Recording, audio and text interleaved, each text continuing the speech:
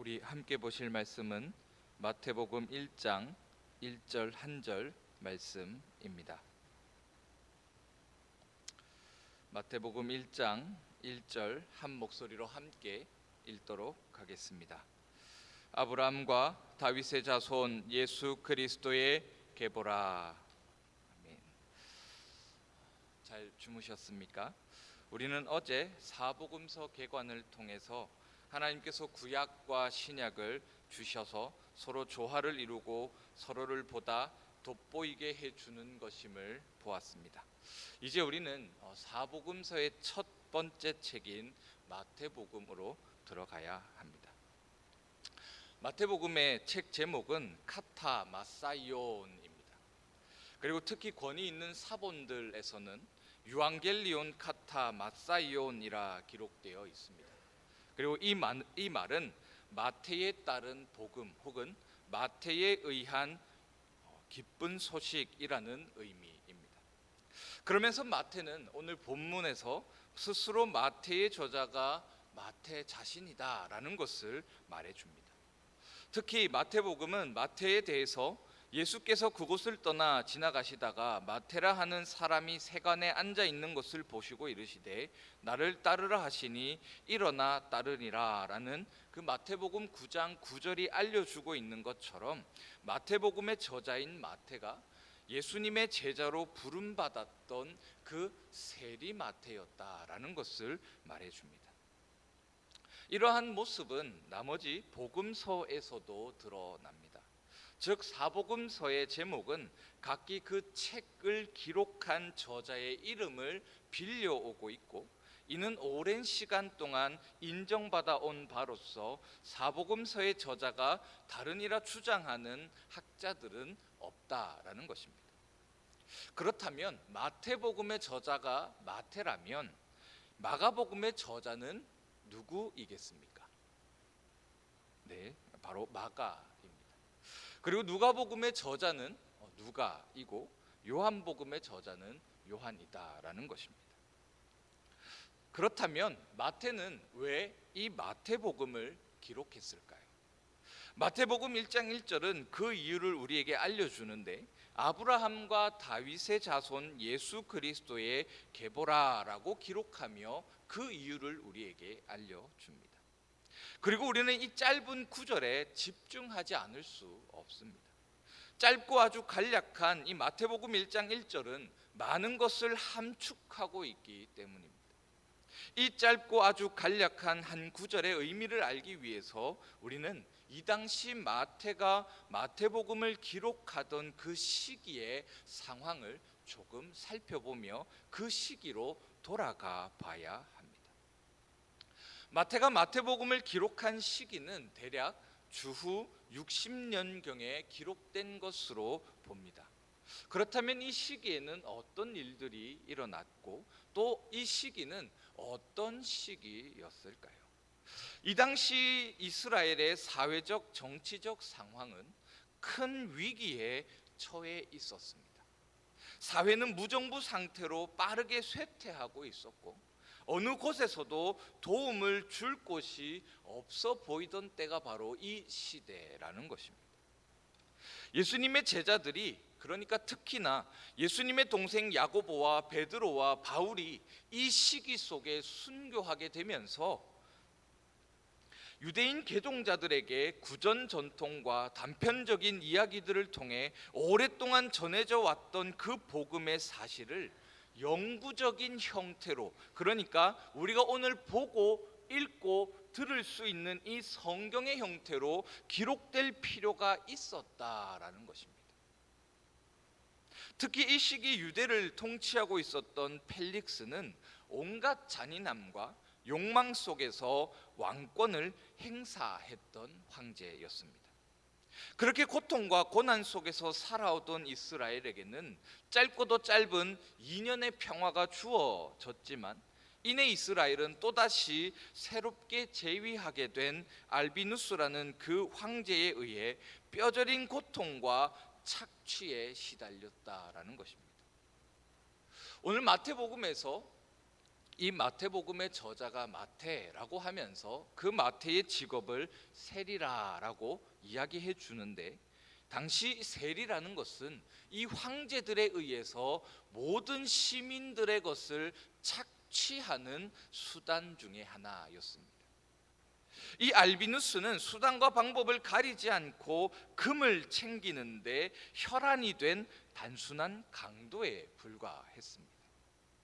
그가 왕으로 임명되었을 때를 사람들은 그는 모든 감옥의 문을 열고 감옥을 텅텅 비도록 만들었지만 그 땅은 도둑들로 가득 찼다라고 묘사하면서 그가 돈이 된다면 심지어 그 감옥에 갇혀 있는 죄수라 할지라도 그들을 풀어주며 돈을 받으려 했던, 금을 모으려 했던 왕이라라고 묘사한다라는 것입니다. 그의 악명 높은 욕심과 욕망은 그렇게 묘사되었습니다. 이뿐만이 아닙니다. 알비누스의 후계자인 게시우스 플로루스는 도둑질을 위해서 왕좌에 오른 사람이었습니다. 그렇게 로마를 다스렸던 황제들의 억압과 착취, 무자비한 모습 속에서 사람들은 어땠을까요? 그들은 도저히 버틸 수 없었을 것입니다. 그들은 마치 구름이 짙게 드리웠을 때 마침내 비가 쏟아지며 천둥이 치게 되는 것과 같이 그들은 폭발했다라는 것입니다. 바로 마태는 이런 어지럽고 혼잡스러운 시대 속에서 마태복음의 첫 구절을 아브라함과 다윗의 자손 예수 그리스도의 계보라라고 외치면서 그 시대 속에, 그 시대 가운데 복음을 외쳤다라는 것입니다. 그렇다면 마태는 이 어지럽고 혼잡스러운 시대 속에서 어떤 복음을 외쳤던 것일까요? 다르게 표현하면 왜 마태는 예수님의 족보로 시작하는가라는 것입니다. 도대체 예수님의 족보가 복음과 무슨 관계가 있는가 하는 것이죠. 마태복음 4장 18절에서 22절을 보면 이렇게 기록되어 있습니다. 우리 함께 한 목소리로 읽어보도록 하겠습니다. 시작.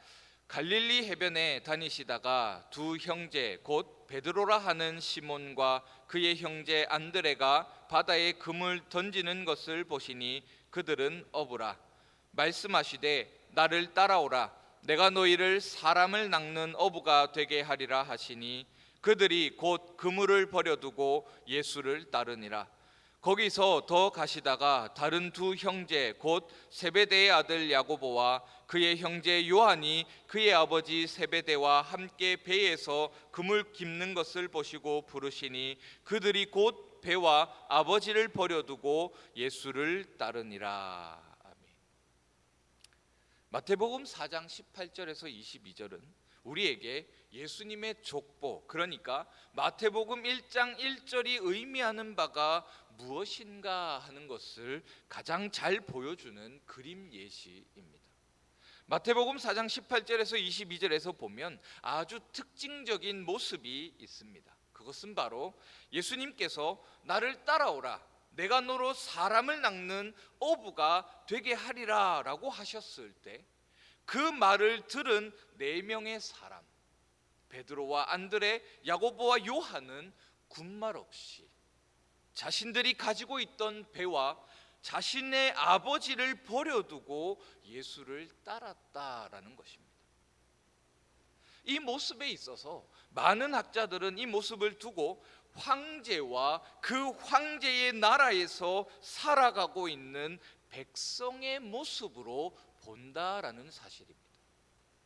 그러니까 지금 제자들을 부르시는 예수님의 모습은 이 당시 로마 황제나 할 수 있을 법한 그 모습이라는 것입니다.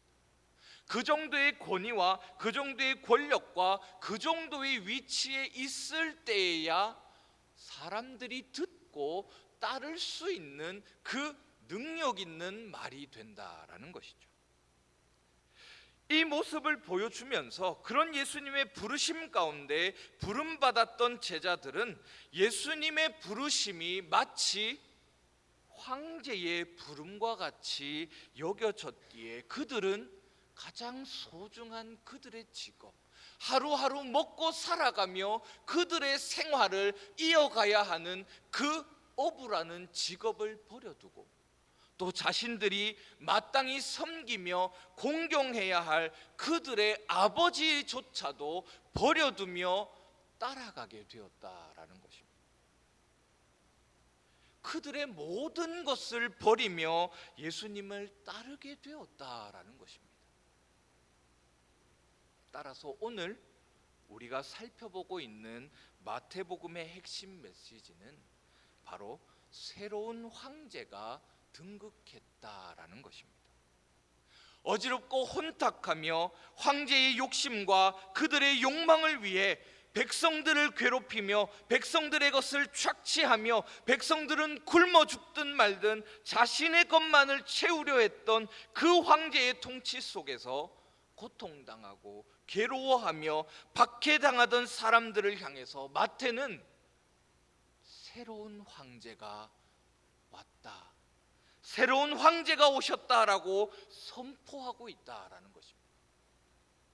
그러면서 마태는 이 땅을 통치하실 새로운 황제이신 예수님, 그 예수님이 어떤 분이신가 하는 것을 마태복음에서 기록하며 다윗의 자손으로서 새롭게 등극한 황제이신 예수님의 그 모습, 아브라함을 따라 그들의 믿음을 따라 우리의 삶을 이끌어갈 하나님의 언약을 성취할 그 새로 등극하신 황제이신 예수님, 그 예수님께서 너희를 진정한 평화 가운데, 진정한 평안과 안위의 삶 가운데, 평안의 삶 가운데 살게 하실 것이라 말한다라는 것입니다. 말씀을 맺겠습니다. 이런 마태의 복음은 오늘날 우리의 시대에도 아주 절실해 보입니다. 많은 사람들이 다람쥐 쳇바퀴 굴러가듯 돌아가는 이 시대 속에서 분주함으로 정신없이 이리저리 끌려다니며 세상의 권력을 거머쥔 자들의 유익을 위해서, 그들의 이익을 위해서 이용당하며 살아갑니다. 그렇게 우리는 아는 것이 힘이다 라는 말을 뼈저리게 느꼈기에 우리는 우리의 자녀들을 향해서 공부해라, 더 많이 알아야 한다라고 강조하는지도 모르겠습니다. 그러나 마태는 우리에게 말하기를 새로운 왕이 오셨다 선포합니다.